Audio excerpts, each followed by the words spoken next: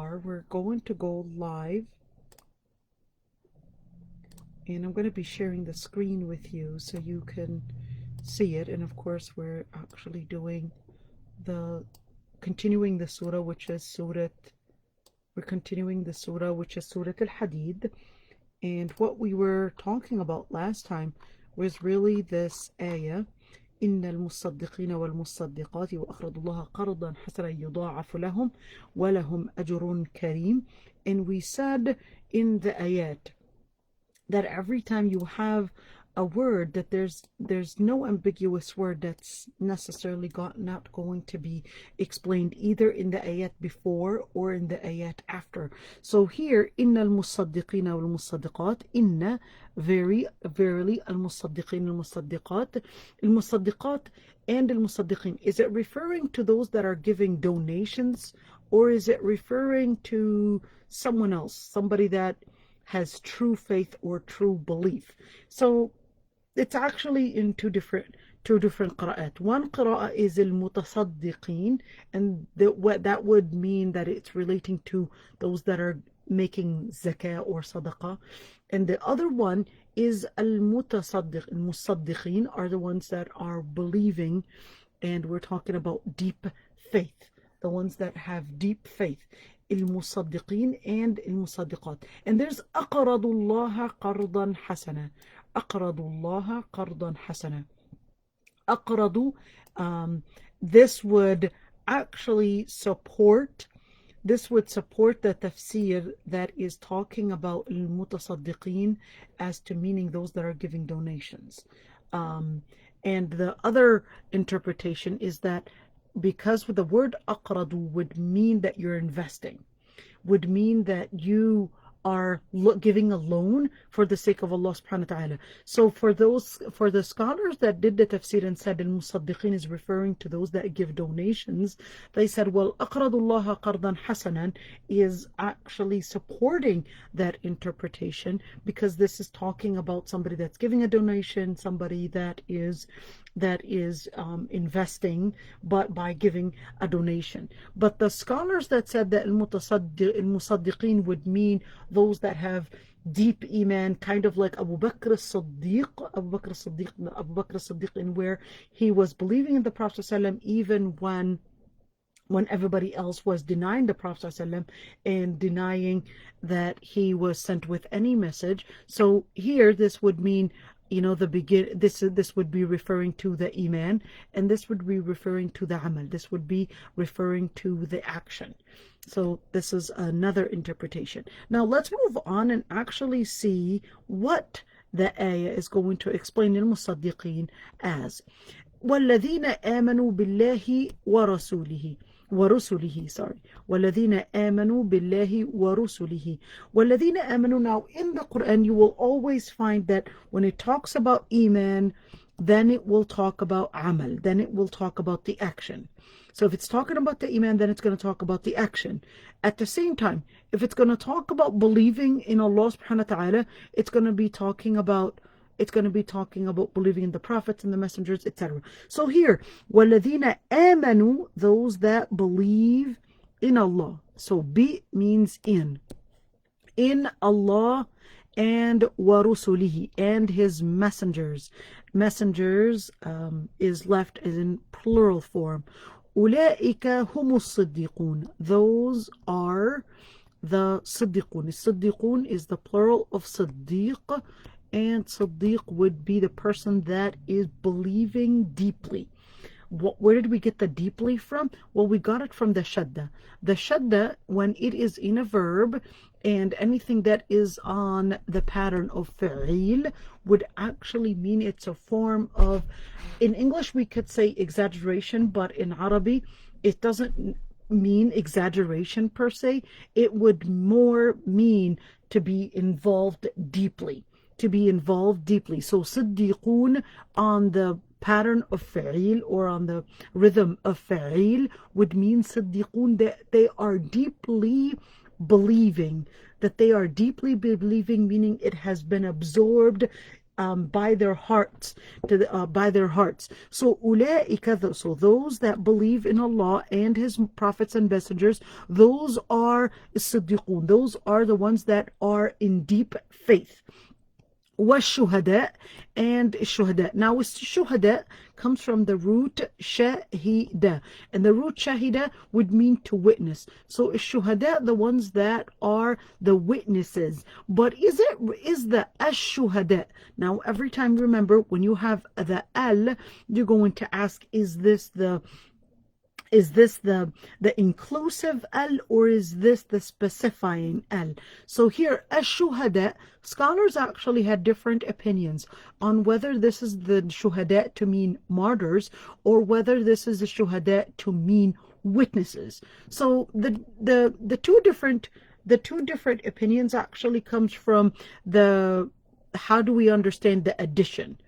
The letter wa would mean addition. But here, the scholars that said shuhada would actually refer to those that are martyrs. Well, they said because that would be an addition, that these are people at two different levels. The first level is a siddiq, which is, what in the biblical term, what they would call a saint. And shuhada would be another term, a martyr. So this is talking about level number 1, level number 2, or type number 1 from those that believe in Allah and His messengers, and type number 2, which are the martyrs, those that put their lives at stake, those that put their lives to defend the word of Allah subhanahu wa ta'ala. So that's another level. Now, the ones that said that no, this is talking about witnesses, that they are the witnesses those are the witnesses, they said, well, this is the person that is a true believer. In other words, a person where their heart fully absorbed their faith. And this is talking about that they are also those that are witnesses, that Allah subhanahu wa ta'ala had sent the prophets and the messengers, and that Allah subhanahu wa ta'ala had sent evidences to explain to people what and who Allah subhanahu wa ta'ala is. So that those are the people that are shuhada, those are the people that are the witnesses on judge or in this dunya, or even on Judgment Day. So they got the support where the Prophet was asking Abdullah ibn Mas'ud to read the ayah to Allah subhanahu wa ta'ala, to the Prophet sallallahu alaihi wasallam. Abdullah ibn Mas'ud was reading to the Prophet sallallahu alaihi wasallam the ayah, and the ayah that he got to was in Surah An-Nisa, where it was saying that day where you yourself, in other words, the prophets, would actually come, and also you will come as a shaheed, as a witness, that Allah subhanahu wa ta'ala sent you as a prophet and a messenger to all mankind. So, عند ربهم, عند meaning before their Lord. عند ربهم, the word Rabb is Lord. ربهم, the hum would be their Lord. So عند ربهم, their Lord. لهم أجرهم ونورهم. So لهم, this is referring to who? Those that won. So this is number 1. الذين آمنوا بالله ورسوله, and الصديقون, and the shuhada. So these are 3 different categories. Or is it necessarily that those that believe in Allah subhanahu wa ta'ala and His messenger, they are the ones that are صديقون and shuhada? لهم أجرهم, that they would have their reward, ونورهم, and they would have their light. Now, the reason why it's discussing the light is because of the previous ayat that were discussing the light, in where, let's go back and actually see it, in where it was discussing يَوْمَ تَرَى الْمُؤْمِنِينَ وَالْمُؤْمِنَاتِ يَسْعَى نُورُهُمْ بَيْنَ أَيْدِيهِمْ. So this is actually talking about, well, who would be the one to actually get the nur? So لَهُمْ أَجْرُهُمْ وَنُورُهُمْ. So they would get 2 types of rewards. They will get the reward for the actual belief in Allah subhanahu wa ta'ala, and also the strong belief, and of course by putting their life even at stake for delivering the message. وَنُورُهُمْ, they will also get their light. وَالَّذِينَ كَفَرُوا وَكَذَّبُوا. Now you want to compare وَالَّذِينَ كَفَرُوا. So kafaru would be equivalent to those that believed, equivalent to mean in comparison. And كَذَّبُوا, those that denied the prophets. Now here's one thing, is that there are differences of opinions between scholars on why wasn't atheism discussed in the Quran the way that other faiths were discussed. Some scholars said that no, they were discussed, just like in Surah Al-Jathiyah, that Allah subhanahu wa ta'ala actually indicates that there are some people that they would just say that life وَمَا هِي يُهْلِكُنَا إِلَّا الدَّهْرُ وَمَا نَحْنُ مَبْعُوثِينَ, that this would be referring to the atheists that would say that مَا يُهْلِكُنَا إِلَّا الدَّهْرُ, that the only reason why we are living and why we would die is not because there's an essence to life, but because it's just an issue of thermodynamics, basically the laws of physics, in where we just die out, our bodies just decompose, and that's the end of life. So this is one opinion in where no, this is referring to atheists. But the other scholars said that no, because it is part of our fitrah, where Allah subhanahu wa ta'ala tells us that وَإِذْ أَخَذَ رَبُّكَ مِنْ بَنِي آدَمَ مِنْ ظُهُورِهِمْ وَأَشْهَدَهُمْ عَلَىٰ أَنفُسِهِمْ أَلَسْتُ بِرَبِّكُمْ, that Allah subhanahu wa ta'ala tells us in Surah An-Nisa, when Surah An-Nisa or Al-An'am, I forgot, when Allah subhanahu wa ta'ala tells us that Allah subhanahu wa ta'ala had taken from the backs of the children of Adam, the children, of course, وَأَشْهَدَهُمْ عَلَىٰ أَنفُسِهِمْ, and made them witnesses on themselves. Am I not your Lord? And they said, verily you are, but أَن تَقُولُوا إِنَّا كُنَّا عَنْ هَذَا غَافِلِينَ. Yet on Judgment Day they will say, but we were pacified away from this. In other words, it is part of the human fitrah to believe not necessarily in a deity per se, but to believe at least that there is something behind life, that there is there's something behind life, afterlife, controlling life, not necessarily in a specific deity. So this is one. So you might say, well, why don't we remember it? Because remembering something is based on your mind, is based on your mind, your mind experience and how it remembers something. But this is relating to fitrah. So this is relating to fitrah, and that's why you don't necessarily remember it. So here, وَالَّذِينَ كَفَرُوا وَكَذَّبُوا, كَذَّبُوا meaning that they denied the prophets and the messengers, but kafaru, kafaru is more common to deny God Almighty or Allah subhanahu wa ta'ala, because of the fact that in the Quran it regards that people were actually born with an innate instinct to believe in God Almighty, or at least believe in a deity or in a magnificent or something behind this creation, which is the fitrah.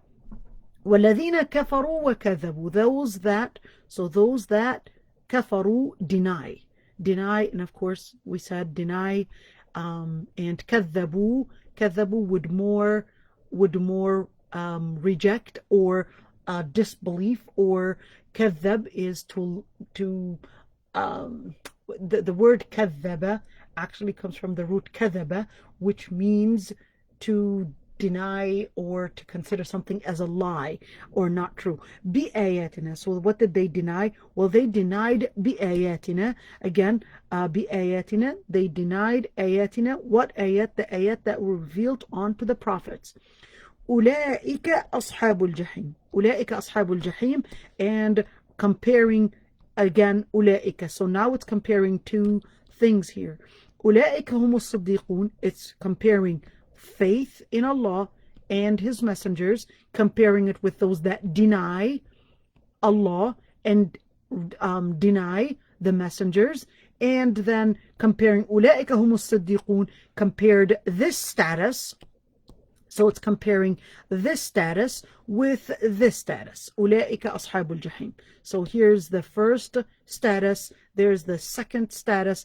أولئك أصحاب الجحيم. Those are. Now the word ashab comes frequently in the Quran. The word ashab actually means that this is somebody that is accompanying, somebody that is accompanying something, somebody that is a part of something. Ashabul Jahim, to mean that they would be the ones to accompany hellfire. Now, the word al-Jahim, is this talking about a specific place, or is this talking about that it involves everything? It's actually both. So the life in it is unbearable, and plus that place that contains absolute unbearable torture, that place is specifically called for hellfire. Now, i'lamu annama al-hayatu dunya. So after bringing this into our understanding, then it's telling you, well, take a moment to think of something. I'lamu, know. Why? Because remember, this was talking about one understanding of faith. Now, people might reject faith under the pretense that they have a different type of an understanding or a different type of knowledge about life. So here Allah subhanahu wa ta'ala is basically going back to the epistemology and saying, well, you know what? Why don't you know something? Know about something. Bring about a fact. Put a specific understanding. I'lamu, look at the pattern. Know. Annama, the word annama, decode it. Anna and ma. That verily, that is. I'lamu, and know. That verily, what life is, al-hayat. Al-hayat comes from the root hayya, which actually means to bring to life. So here, to bring to life, al-hayat would mean everything that is brought to life. In other words, everything in life that you see in front of you. Now the word al-hayat can be that specifying al, and can also be that inclusiveness, that inclusive al. The inclusive al would mean everything that you see in life, and the specific al would mean that this life that you actually see. So this, everything that is brought to life and everything that life around you contains a dunya. A dunya is a description of what this life contains. The word ad-dunya, the word al, or the part of it, al, would be specifying to mean that it's referring to this specific life. A dunya, if it is the inclusive al, would mean everything that is low in it. Everything that, because the word ad-dunya would mean the lowest of it. So this could be a descriptive this could be a descriptive word to describe al-hayat, and could also be that specifying that it's this life that we're referring to. La'ibun, life, is all a matter of playing. Wa, and lahwun, entertainment. Wa, and zina, all about glamour. Wa, and tafakhur.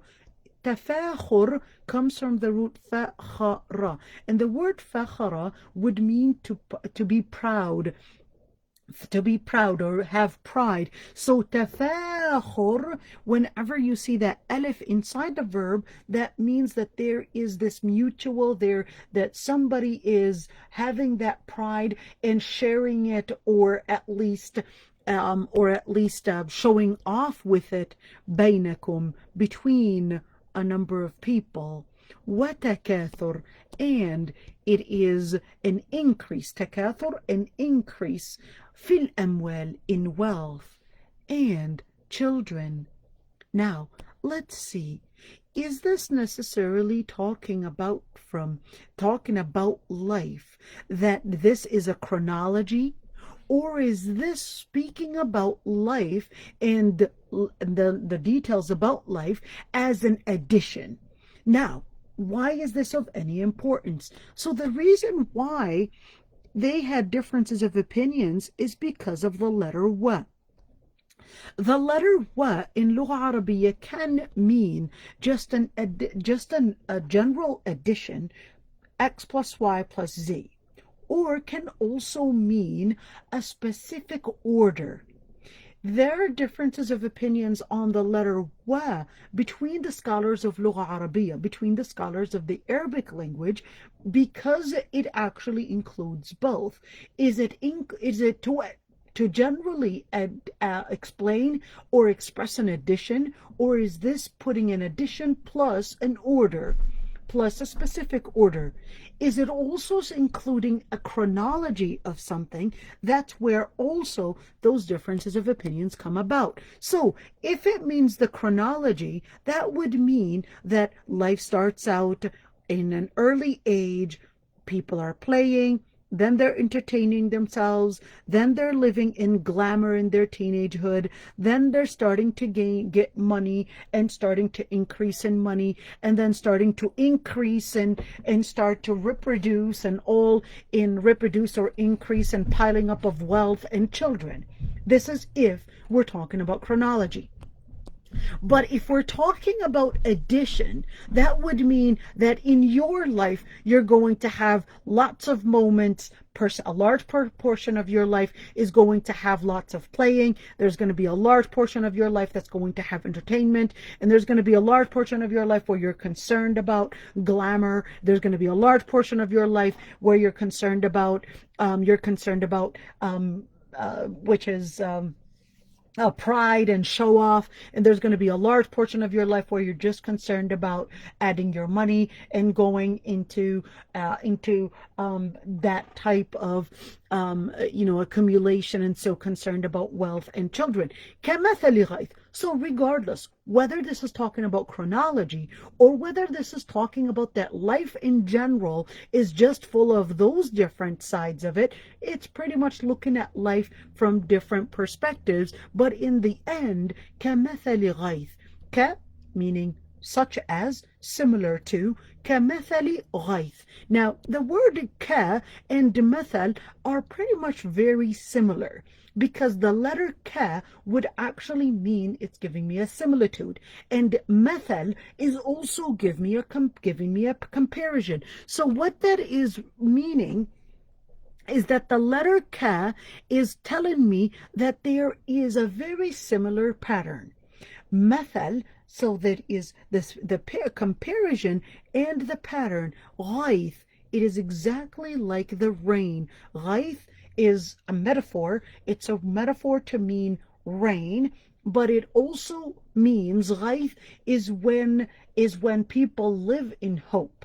When people live in hope, when they're living in drought, they're living in famine, but they see the rain coming in or the clouds accumulating to mean that there's hope of rain coming in after the drought, after the famine. So this is why the Arab would refer to rain as غيث.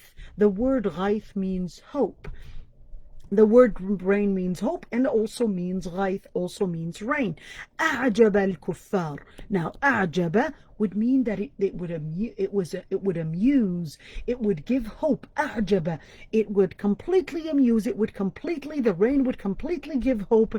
الكفار. Now here, الكفار there are different of opinions on the word الكفار. Does الكفار here refer to the farmers, because the word kufar comes from the root kafara, and the word kafara means to hide.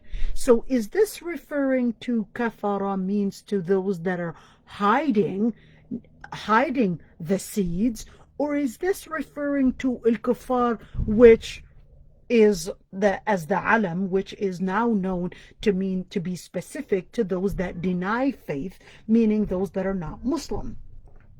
Is this referring to those kuffar, or the two different opinions between scholars? Now, the scholars that said that it refers to al-kuffar, refers to the farmers, they said, well, here it's referring to the farmers, and our evidence is that it's talking about that's the rain that the farmers, let's use the farmers here, that the farmers are very amused with when they see the harvest.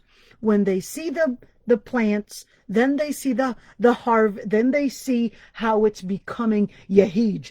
Il-hayajan is more supposed to be the sound of anger, the sound of flourishing, the sound of movement, etc. So they said, well, now it's talking about nabat, now it's talking about plants, it's talking about the harvest, it's talking about that, it's talking about how it turns yellow, it's talking about how that plant becomes all of a sudden just plain wood, because it's the end of it. So they said, well, al-kuffar here is referring to the general farmers, because it's referring to the different development, the different stages of plants.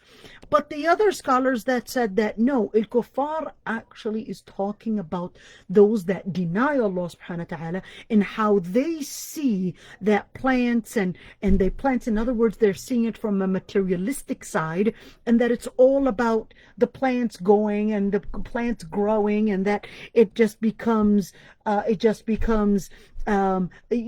matter in motion, and it becomes this matter that just ends up and they just die, and that's the end of life. So both opinions looked at it from a different angle, but the words themselves in the Quran do actually carry those two different perspectives, and can actually mean indeed both sides. So now if we look at أعجب الكفار نباته, so nabatuhu, the plants, ثم. Now the difference between ثم and wa, all right, the word wa would more be talking about an addition, or there's not necessarily a time lapse, but the word thumma, there is a time lapse. So أعجب الكفار نباته, that the plants are the plants would amuse, whether we're talking about farmers or whether we're talking about disbelievers, in the end is that they would be abused with those plants. Thumma, then. So there's a time lapse. Yahij. Il-hayajan is more referred to the sound of plants, the sound of how, if we're talking about somebody that is in a hayajan of anger, that would mean that they're making their anger from a place of a feeling into a place of a sound. And this is really common in Lugha Arabiya, in where they would look at the feelings, usually subtle, but once they turn into a sound, then they would give it a different description. So if we're talking about huzn is one level of sadness. But then when that huzn becomes into crying, becomes into a type of a sound, it's reflecting a sound, that's when it becomes a different stage of feeling, a different stage of representing, a different stage of expressing a feeling. Same thing when we're talking about happiness. A happy feeling starts out with no sound, and where your person's giving a smile, but then when the person is really, really happy, that's when they start expressing their happiness with a sound. It starts getting moved by a sound, and it expresses itself in al-qahqaha or al-dhahik. Al-dhahik is more when the person is laughing but with a sound, but al-qahqaha when it's a very loud sound of expressing happiness. So here yahiju is expressing itself, in other words, the plants when they're growing stronger, there's a sound that they're making, because they're very very strong, they're very wild, they're very green, they're very fertile. So this is the sound of, expressing the sound of it, of how it's going to be very fertile. فَتَرَاهُ مُصْفَرًّا, then it becomes yellow. ثُمَّ يَكُونُ حُطَامًا, then it becomes حُطَامًا. Then, and here the word ثُمَّ would mean that there's a time lapse. يَكُونُ, then it becomes يَكُون would mean that it goes into a state of حُطَامًا. حُطَامًا, where it's basically that those plants that are now have become total deconstructed plants. In other words, they're just plain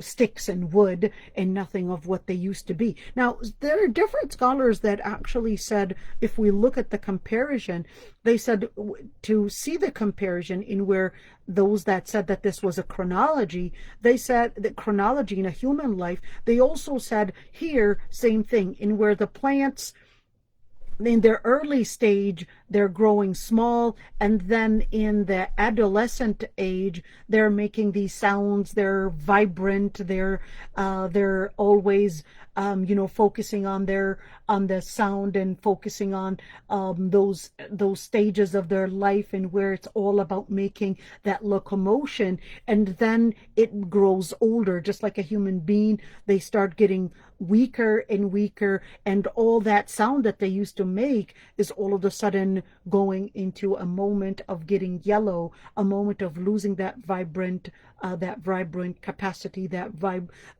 ability, and then they become yellow and weak, and then it becomes hutama, where it is now totally nothing. It's just a skeleton, decomposed body that is really helpless, and it as if it never existed. وفي الآخرة عذاب شديد, and on Judgment Day it would be عذاب, it would be a total torture. The word عذاب would mean عذاب is painful, شديد extremely, so painful, extreme pain, ومغفرة, and ومغفرة on the other hand, that is is telling me that alternative. مغفرة would mean it's forgiveness, min Allah, from Allah Almighty, wa ridwan, an absolute ridwan. Now here's the thing, is that when you look at ridwan, the word ridwan comes from rida or radiya, comes from the root radiya. The word radiya to mean to be content. So radiya, to be content, but ridwan would mean it's a place of content, in where there's absolute content, there's absolute happiness, there's absolute satisfaction, and that's why it's called waridwan. Or is it that Allah subhanahu wa ta'ala is giving that content, that Allah subhanahu wa ta'ala is content? Both the same thing. In the end, it is absolute satisfaction, where Allah subhanahu wa ta'ala is satisfied with what the good people have committed, and the people are also satisfied, just like in the ayat radiyallahu anhum wa radu an, that Allah subhanahu wa ta'ala is satisfied with what they have done, and they are also satisfied from Allah subhanahu wa ta'ala, and the reward is also satisfying. The reward itself is satisfying, and that's why it's called Ridwan. Ridwan is another description for Jannah. So here, Ridwan is describing Jannah, and is describing the different statuses that the people in Jannah are in.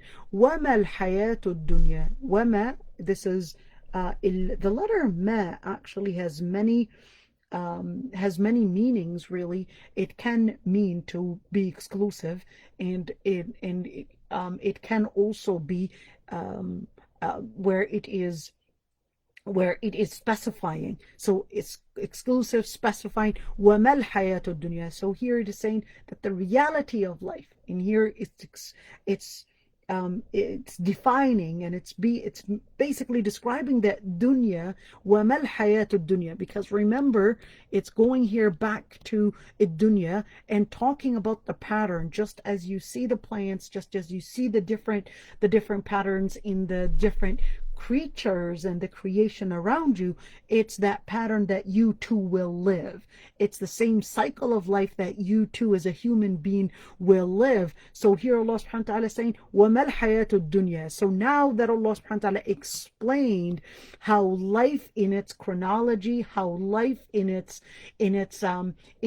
different stages is really simple, just as you could see in the plants surrounding you and in the life cycles that you see around you. وَمَا الْحَيَاةُ الدُّنْيَا إِلَّا مَتَاعُ الْغُرُورِ. That life that you see around you, الْحَيَاةُ الدُّنْيَا, is just mata'. It's just about entertainment, and this ghurur, this pride, this long hope that you might have that you might have in different stages in your life is just it's just a delusion.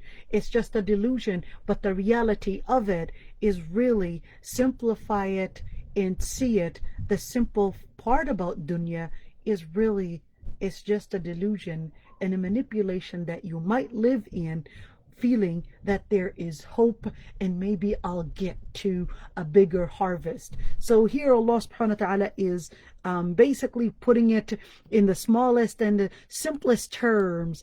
Sabiqu. So now after Allah subhanahu wa ta'ala is telling us, well, what really, how can we see the comparison? How can we see those patterns in this life? So Allah subhanahu wa ta'ala says, well, now that you know, Sabiqu. Sabiqu comes from the root sabaqa. Sabaqa means to race.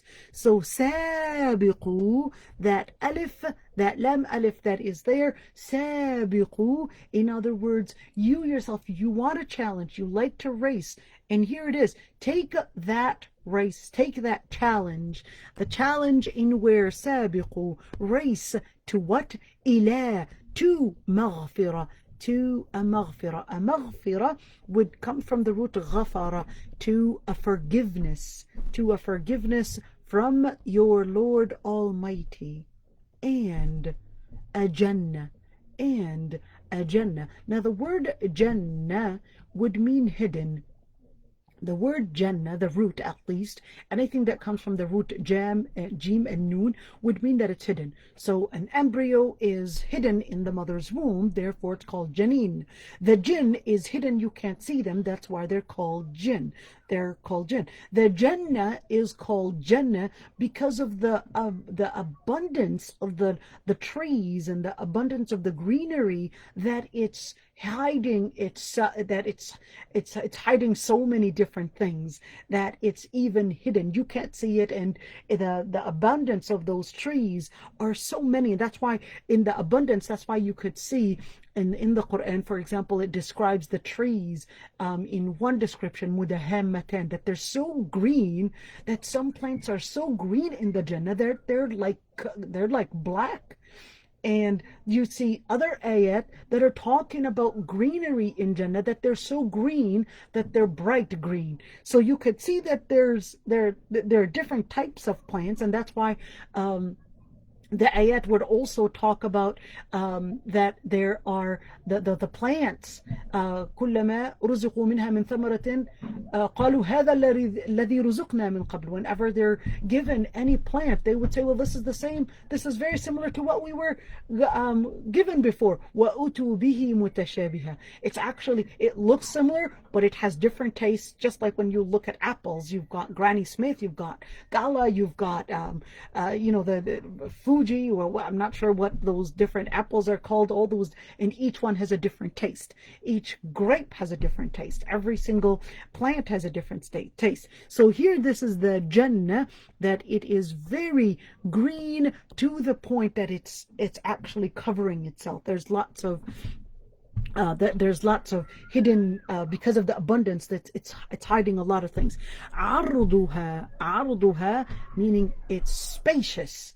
It's space, it's circumference.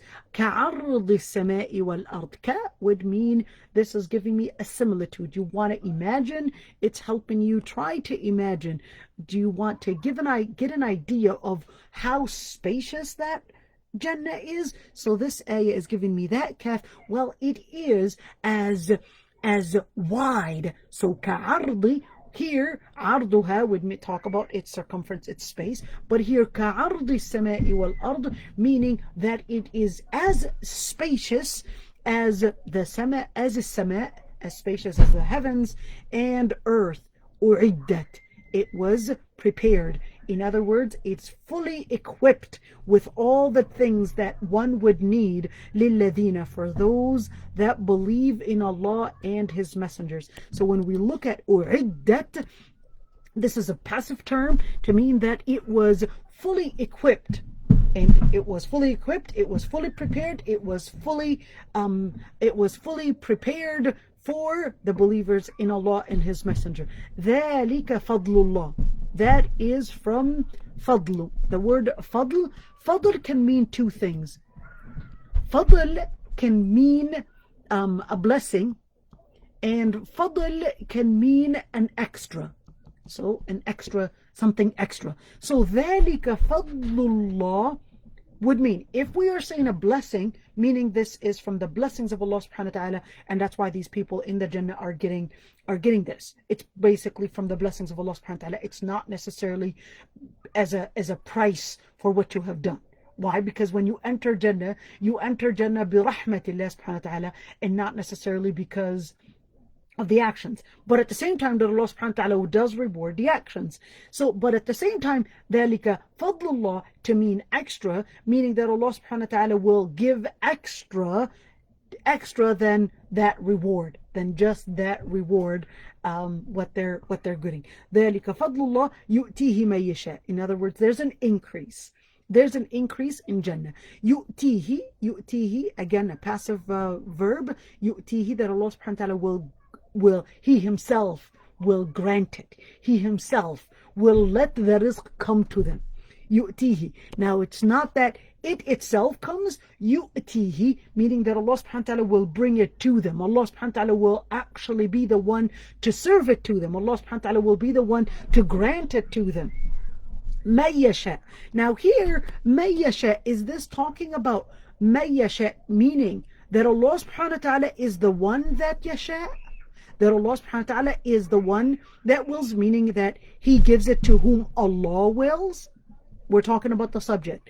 Or is it yu'tihi man yasha', who wills or who seeks this maghfirah, then therefore they will get this reward. In the end, is that both can be read in different ways. So yu'tihi man yasha', that any will does not go outside of Allah subhanahu wa ta'ala's will. In other words, you might have your will, but Allah subhanahu wa ta'ala, without Allah subhanahu wa ta'ala willing and letting that go forward, then your own will not actually move forward. It's Allah subhanahu wa ta'ala that allows it. Allah subhanahu wa ta'ala controls everything. But that doesn't mean that you don't have free will. Alright, so here, yu'tihi man yasha', that Allah subhanahu wa ta'ala, in other words, if you want to get these, this is the other interpretation, if you want to get the maghfirah and you want to get the Jannah, well, here is what you would want to focus your will on, which is believing in Allah and His messengers and putting it into practice. So this is the second interpretation of will. The first interpretation is that Allah subhanahu wa ta'ala had already pre-decreed, that Allah subhanahu wa ta'ala had decreed that whoever believes in Allah and Judgment Day and implements what the prophets and messengers had delivered, then Allah subhanahu wa ta'ala, He had decreed that these are the people that are going to be rewarded. Wallahu dhul fadl al-azim. Wallahu, that Allah Almighty is dhul fadl, the one that is always giving the blessings. Now remember, the word fadl could mean blessing and could mean extra. So here, Wallahu dhul fadl al-azim, that Allah subhanahu wa ta'ala has many and a lot more extra, has extras that are magnificent extras. So that Allah subhanahu wa ta'ala, Wallahu dhul fadl al-azim, if it means extra, then Wallahu dhul fadl al-azim, that Allah subhanahu wa ta'ala has an abundant amount, and Allah subhanahu wa ta'ala is the one that has all that abundant amount. He's the one that owns it. And Wallahu dhul fadl al-azim to mean the blessing, that Allah subhanahu wa ta'ala, that every blessing actually comes from Allah subhanahu wa ta'ala. Every blessing comes from Allah subhanahu wa ta'ala. Ma asaba min musibatin. Now here, this is really important. Ma asaba min musibatin. Ma, now remember, ma, is it inclusive, is it exclusive, or is it here, the word ma has so many different meanings. You can actually write a PhD dissertation on that. But the word ma here, ma asaba, this is actually saying that every single, ma, this is inclusive, every single, and if we would also say exclusive, then we're going to explain it in just a bit. Ma asaba, so every prick, ma asaba, the word asaba actually means anything that harmed, anything that harmed, and any harm that happens, any calamity that takes place on earth or even within yourselves. And this is really important when we're talking about mental illness. Remember, then there can be a musibah, there can be a calamity that can happen on ground. Probably your house broken down, your child dying. This is a musibah fil ard. But there's another musibah that can happen to you on the inside. Maybe because of a trauma that passed or something that happened previously. It can be something within you. The effect of the trauma is still happening inside of you. وَلَا فِي أَنفُسِكُمْ إِلَّا فِي كِتَابٍ. إِلَّا, this is saying إِلَّا, except. In other words, that it was for sure في كتاب, it is in a book, من قبل أن نبرأها, before it was even created, before it was even brought to life. إن ذلك على الله يسير. Verily, that is easy on Allah Almighty. That is easy on Allah Almighty, meaning what? That Allah subhanahu wa ta'ala, it is easy on Allah Almighty to have records of every single calamity that happens, whether on earth in your own life, or even what might go on within inside of you, in your own psychology, in your own inner self. Even Allah subhanahu wa ta'ala recorded all that, and that is easy on Allah subhanahu wa ta'ala because Allah subhanahu wa ta'ala is beyond time. In other words, the different calamities that take place are really لِكَيْ لَا تَأْسَوْا. This is for you to not go in extreme or ta'saw. Ta'saw is like for you to go in deep calamity, in deep sorrow, and to lose hope, so that you will not lose hope on what happened before, and don't be over happy on what you might get. In other words, to live a balanced life. وَاللَّهُ لَا يُحِبُّ كُلَّ مُخْتَالٍ فَخُورٍ. And Allah subhanahu wa ta'ala dislikes those that walk in a gate of pride. In a gate of pride. And this is in order to tell us that Allah subhanahu wa ta'ala, how is this related to the different things that you might actually run after, and consider that the challenge to live for in life is probably a challenge to gain money, probably a challenge to get children, probably a challenge of all those different things. But here's the thing, is that there's so many different hardships that can happen to you in life. So Allah subhanahu wa ta'ala is telling us that, don't lose hope when those different calamities happen to you. Remember that Allah subhanahu wa ta'ala had kept record of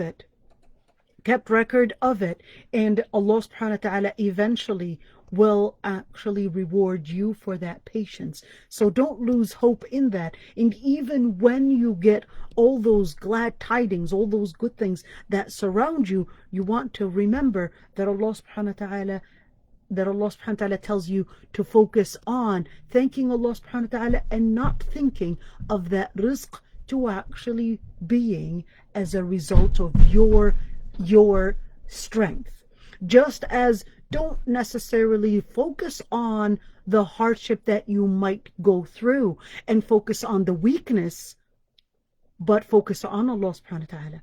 Same thing. The good things that you might get, don't look at it as it is as a result of your bravery, or as a result of your intelligence, or as a result of your goodness, but is actually a result of Allah subhanahu wa ta'ala's blessings. Assalamu alaikum wa rahmatullahi wa barakatuh, everyone. If there are any questions, I'd be happy to answer any questions. Inshallah, Monday we'll continue the rest of the surah, and then we'll be coming to the end of decoding Quranic Arabic. Any questions before we move on, or before we end? All right, seems like no questions. Assalamu alaikum wa rahmatullahi wa barakatuh.